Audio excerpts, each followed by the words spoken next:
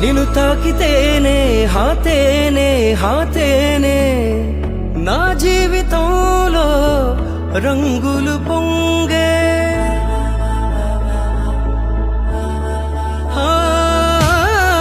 నిన్ను తాకితేనే హాతేనే నా జీవితంలో రంగులు పొంగే నీ వైపు నేను అడుగేస్తేనే చాలు రెక్కలొచ్చి ఎగిరేనులే లోకంతో